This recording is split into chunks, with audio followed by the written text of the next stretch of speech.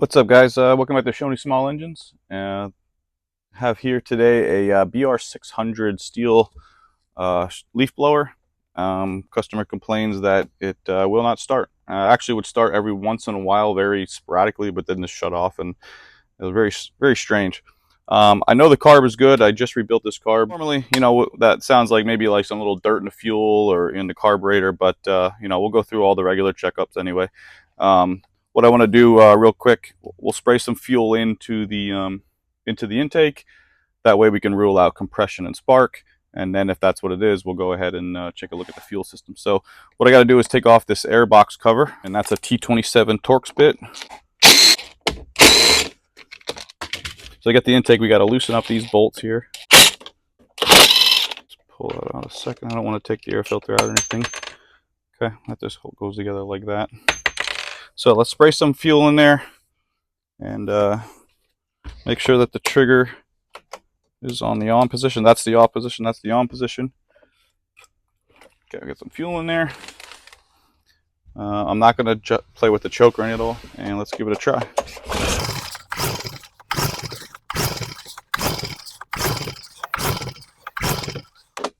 All right, normally I would hear like a little bit of a pop off there. Sometimes it's maybe you'll flood it or something, a spark plug. But usually at that point, I'm going to get a little bit of it to pop off. So what I'm going to do is, easiest thing first would be check for spark, and then compression, and then maybe if we have both of those, we'll try a different spark plug.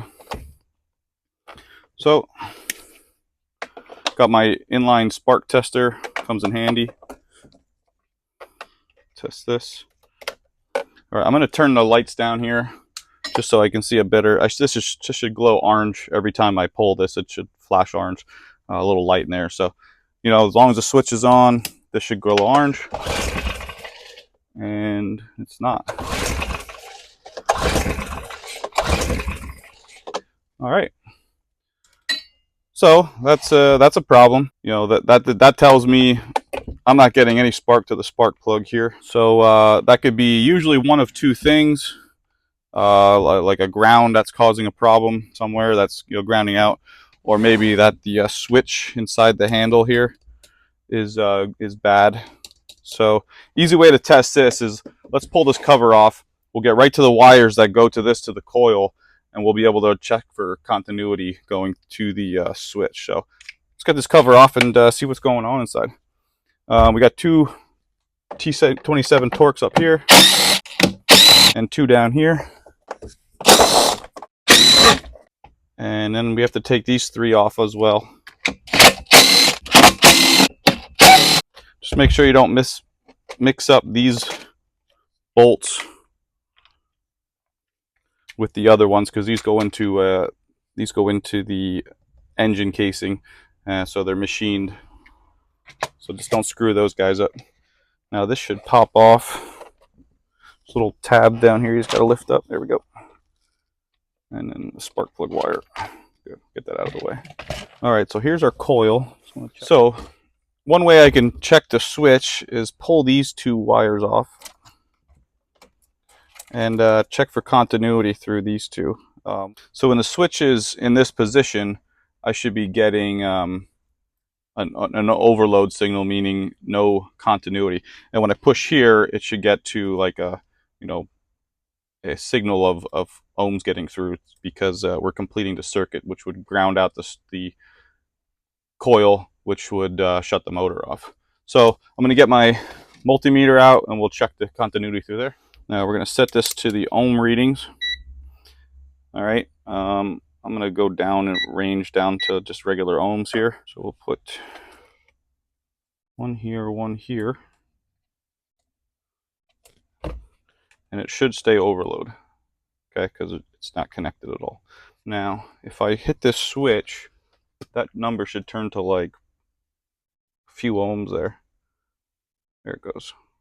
All right, so that's like 1 ohm, 0.7 ohms. So when I let go, good. So that means I'm getting signal through. Flip the switch, it gets connection. So I know it's not the switch, so I don't have to pull the switch apart out of the handle.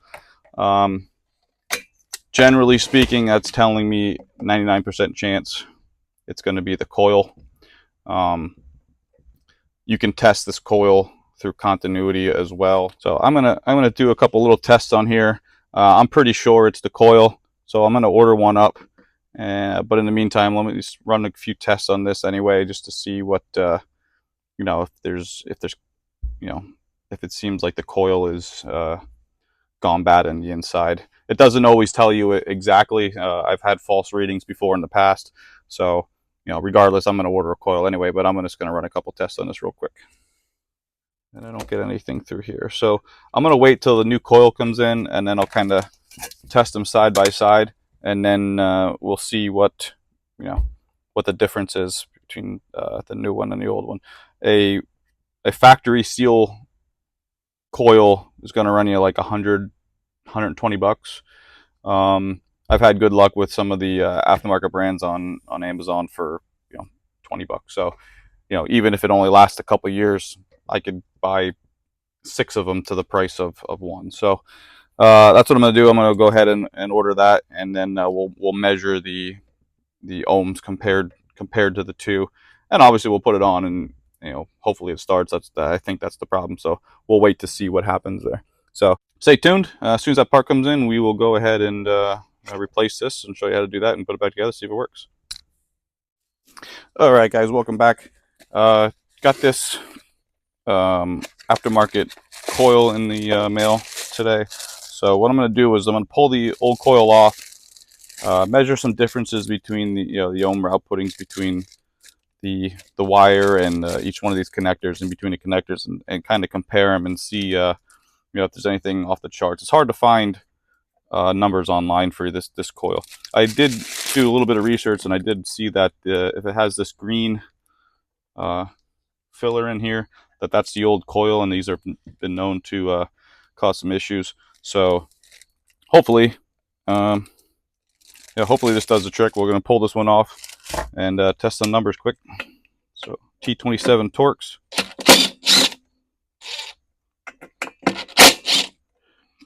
When you pull these off, there's little plastic washers behind them. You don't want to lose those, because otherwise you're going to ground your coil. So that's this guy right here. This little plastic piece. All right. So you don't want to lose this little plastic piece. That's just for like a little spacer there. Okay. All right. So what I want to check here is a couple different things. I'm going to put this down to 1,000 ohms, and I want to check between these two guys, and these two guys, and I want to kind of compare to see what the differences is here. So first we're going to go through and touch these two, and I'm getting 18 on this one. I'm not getting anything. So that means I'm probably getting a short. I'm shorting out inside here, because I shouldn't get anything. Same with this one. Yeah, so that's already a problem. What I want to check is from the spark plug wire to here, I'm getting 20, and to the ground I'm getting 2. On this one, make sure you're touching the metal. I'm getting 56. All right, so that's almost 3 times as much. And this one, about 2.5, 2.6. So you can see a big difference, big disparity. I think this is going to end up being the problem. So let's go ahead and replace that.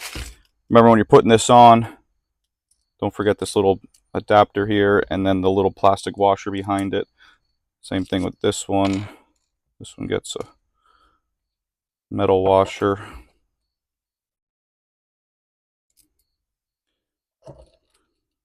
They both get the plastic washer behind. Now let's get this back on.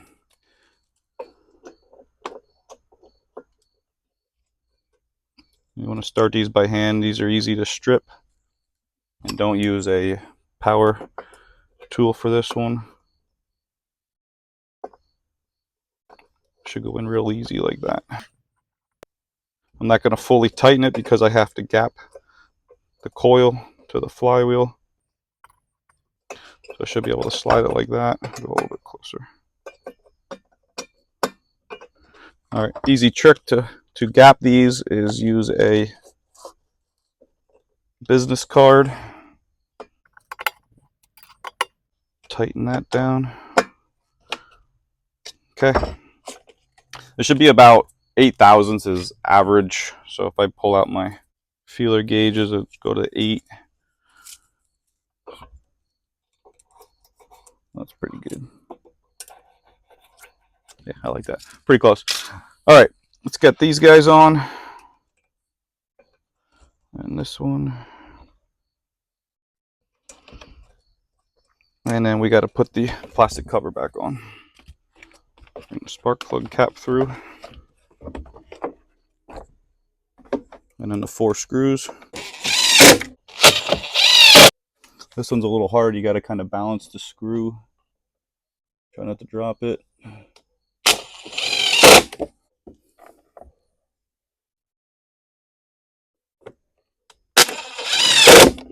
All right, pull cord assembly. These have the machine screws. Airbox cover. Now, before I try to start this, let's check for spark.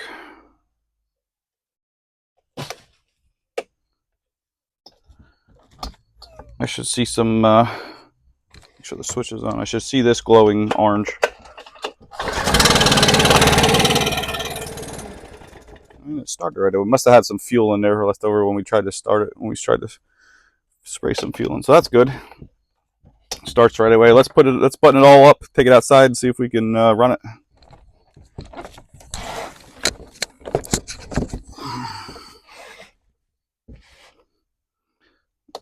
Choke on.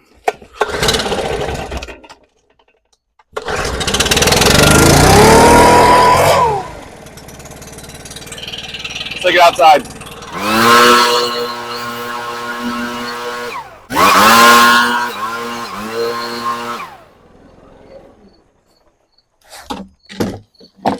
All right, cool. Happy with that.